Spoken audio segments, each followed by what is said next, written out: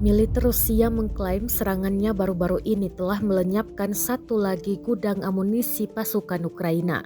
Serangan diluncurkan dari sistem penyembur api berat TOS-1A Sonsepek. Rekamannya ramai beredar di Telegram pada Kamis 23 Februari 2023. Dalam keterangan unggahan disebutkan pasukan Rusia memberi selamat kepada tentara Ukraina dengan ledakan akibat sistem penyembur api berat Sonsepek.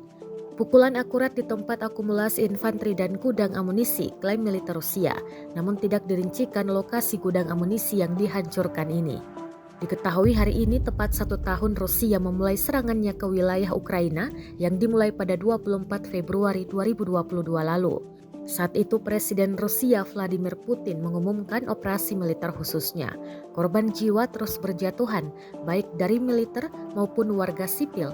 Tak hanya itu, bangunan-bangunan hingga kendaraan tempur turut hancur dalam serangan itu.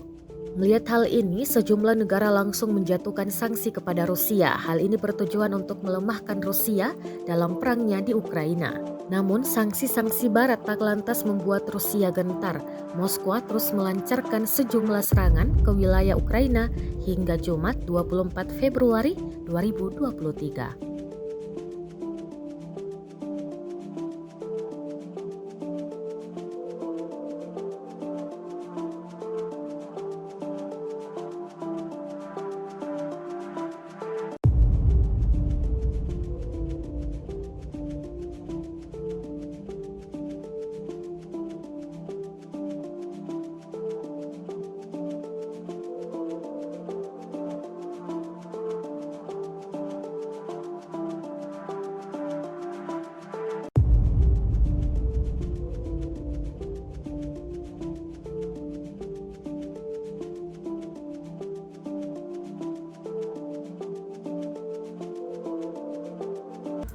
Setahun berjalan, Rusia melaporkan secara total 387 pesawat Ukraina, 210 helikopter, 3.222 kendaraan udara tak berawak, 405 sistem rudal anti pesawat dieliminir sejak awal operasi khusus.